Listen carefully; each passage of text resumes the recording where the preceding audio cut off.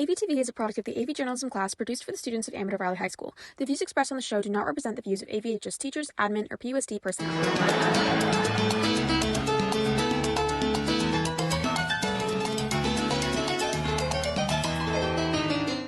Good morning, Dons. Hope you're having a great day. Today is Thursday, January 25th, and I'm Max. And I'm Zaina. We are your AVtv hosts for the 21st show of the 2023-2024 school year. Along with our weekly AVtv broadcasts, make sure to follow us on Instagram at avhsinfo to get the latest news from around campus. Hey, Zaina, how'd you know what classes you wanted to take over the last 4 years? I first looked at my required courses, but then I was kind of stuck with an open class period every now and then. But the curriculum fair gave me great previews on the classes I was debating over. Well, we don't have to worry about that for next year, but for incoming freshmen through incoming seniors, the annual curriculum fair held on Monday was a great way to find out more about all the classes Amador offers to get a better idea of what they want to take next year. We sent out AVtv reporter Reese to recap the event. Let's see what happened. This past Monday, hundreds of students and parents showed up to Amador's curriculum fair. Science, math, media, art, medical, CS, business, and language electives all set up shop in the big gym to show off what their class has to offer, looking to potentially secure a spot as one of your courses next year. Remember, Dons, schedule requests are opening soon, but it should be more than enough time for you to finalize decisions. And hopefully the exposure on Monday did its job. This has been Reese with AVtv News.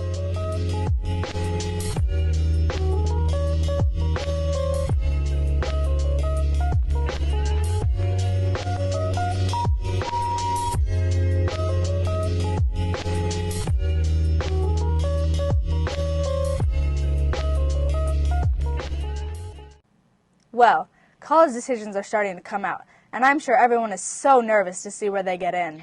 I sure know I am. I'm still working on what I want to do in the future. Have you considered Las Positas Community College? It's an affordable way to get what interests you and save on 2 years of college tuition.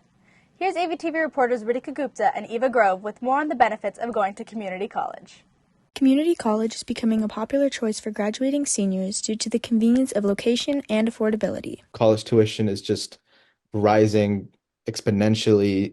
A lot of people can't afford, even like a relatively cheap state college. Students can also choose to transfer after completing their first 2 years and have a guaranteed transfer opportunity into UCs or CSUs. We'll identify what those courses are, and you're guaranteed admission by completing those courses with a minimum GPA. You're guaranteed admissions to a CSU. It may not be the CSU that you are wanting to attend, but you'll be guaranteed options within the CSU system, and it's similar for the UCs. Along with career pathways, community college continues to provide students with more and more time to decide what direction they want to take after high school. We are very directed, and we provide a plan for students, and so we still provide opportunities for students to explore if that's what they want, and they can do it in a place where that's close to home, that's comfortable, but we also provide a path for students who know what they want to do, and we get them in and out in a timely manner. This has been Eva Grove and Ritika Gupta with AVtv News. With the annual Donversity event coming up soon, the planning committee is hard at work. If you're interested in helping to plan the event, feel free to come to the planning meetings held in the library during lunch on Thursdays. Dons, did you know that yesterday will be the 40th anniversary of Mac computers? The advancement of Macs from then till now is incredible. To find out more about the Mac's origins and the popularity throughout the years, we sent out AVtv reporter Jacob. Let's see what he found.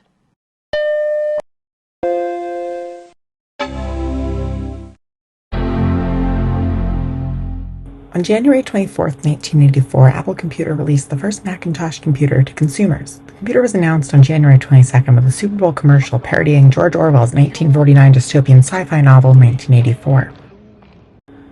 The release came after Apple had found widespread success in the consumer and business markets with the Apple II, II Plus, and IIc, and featured a 9-inch CRT display, 128 kilobytes of memory, and a 7 MHz Motorola processor at a retail price of $2,500.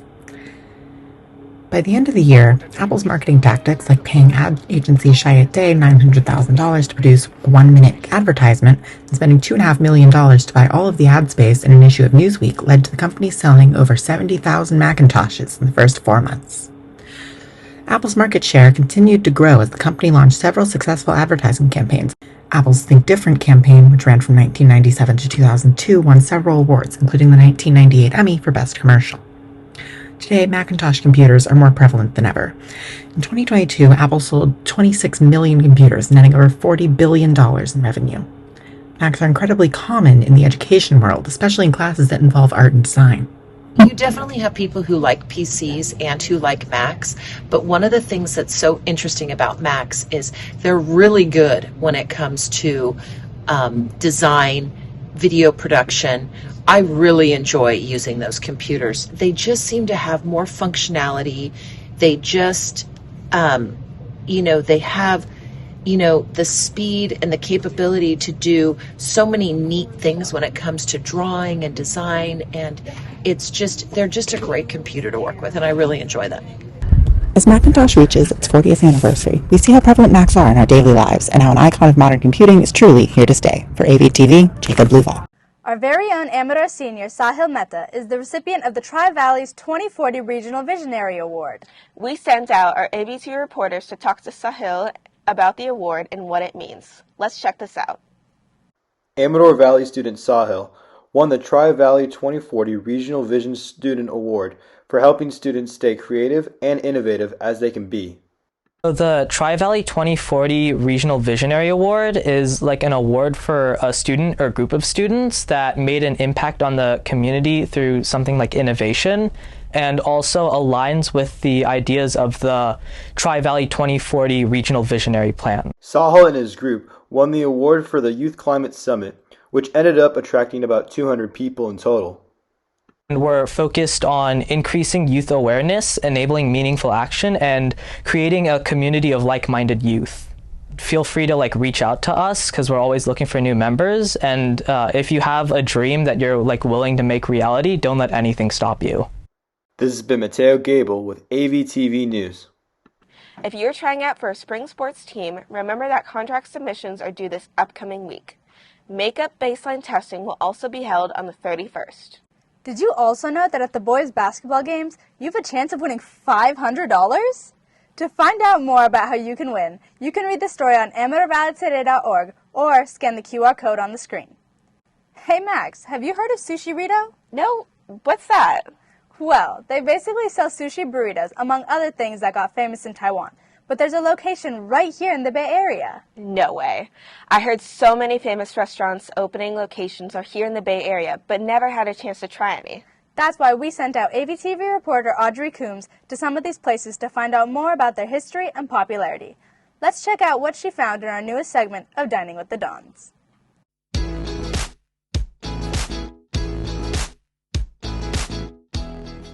With new locations of highly favorable food spots throughout California moving close to the Bay Area, such as Sushi Rito, Gott's, Boudin's, Crumble, and more, we decided to go and check out a few places. Our first spot was Boudin Bakery, the original San Francisco sourdough. With Boudin's first location in North Beach, Boudin Bakery has expanded all around California with over 25 locations today. On our trip around the Bay, we visited the Boudin Bakery located in Broadway Plaza in Walnut Creek. We went with the clam chowder sourdough bread bowl soup and the pastrami milk to get a taste of the original sourdough. The clam chowder bread bowl included a generous amount of chowder that had a creamy and refreshing taste from the celery and bits of soft potato. The flavor was mild with a nice hint coming from the clams. The next item was a pastrami milk, which had a crispy exterior and the insides were generously loaded with lean slices of pastrami. The caramelized onions added great flavor with a hint of sweetness, and the slaw created a nice refreshing bite. The side salad resembled your average salad, but we enjoyed the sourdough croutons that added nice seasoning. If you're looking for a restaurant that's full of history and feel-good food, Boudin Bakery is your next food spot to add to your list. Our next spot brought us to Gott's Roadside. Founded by two brothers, Joel and Duncan Gott in Napa Valley, the franchise has grown from its original diner called Taylor's Refresher and has opened 7 locations in and around the Bay. We visited the Gott's location in Walnut Creek and decided to go with the Wisconsin Burger and the Ahi Pokey Crispy Tacos. The Wisconsin Burger included griddled mushrooms, bacon, and cheddar cheese with a mayo ketchup sauce, cased in a fluffy ciabatta roll. They definitely didn't skip out on the meat and altogether created an umami and indulgent meal. Our next item was the Ahi Pokey Crispy Tacos. This menu item was created by Joel Gott to create a dish that his wife could enjoy since she didn't eat beef. This item was our favorite with the creamy flavor of avocado and spicy mayo that complemented the well-marinated fresh poke. The cabbage and cilantro slaw were a nice addition and the toasted sesame seeds were a delightful garnish. And if you like American diner food with a twist, you've got to try this place. This has been Audrey Coombs with Dining with the Dons. Okay, Dons, it's time for our weekly trip around the campus. This week, AVtv reporter Cora Curtin went out and found more news, announcements, and other information that you need to know. And she put it all together in this week's Around the Campus in 60 Seconds. Let's check it out. Hey Dons, I'm Cora and I'm here to take you around the campus in 60 seconds. Seniors, if you haven't filled out the form for senior superlatives yet, please vote for your choices at bit.ly/48QDQM4. Grad night tickets will also be increasing in price from $175 to $195 after February 1st. You can purchase your tickets through amador.futurefund.com. If you have any additional questions, email avhsgradnite@gmail.com with night spelled N-I-T-E. Calling all public speakers. The annual Rotary Club Youth Speech Contest is back. This year's theme is Create Hope in the World and will be held on March 14th at 1 p.m. For more information, scan the QR code on the screen. Make sure to show up and show out for this week's remaining home games. Tonight we will be facing Dublin High in all of our games, with Frosh Girls Basketball at 4:30, JV Boys Soccer at 4:30, JV Girls Basketball at 6 o'clock, Varsity Boys Soccer at 6:30, and Varsity Girls Basketball finishing off the night at 7:30. Tomorrow we'll start the day off facing Dublin High's Frosh Boys Soccer at 4:30, followed by Frosh Girls Soccer at 6:30. We'll end the night off with Varsity Boys Basketball facing Monte Vista High School at 7:30. Good luck, Dons. This has been Cora Curtin with Around the Campus in 60 Seconds. Dons, don't forget how important it is to stay connected. You can find out everything going on around campus by going to amadorvalleytoday.org or follow us at avhsinfo on Instagram. Also, remember the leadership Instagram at avhsdons, where you can find all the Spirit Weeks and other ASB activities going on around campus. Well, that's all we have for today. Make sure you hang around for today's birthday grams and check back in with us next week for more news, announcements, and profiles. And remember, Dons, it's always a beautiful day here at Amador.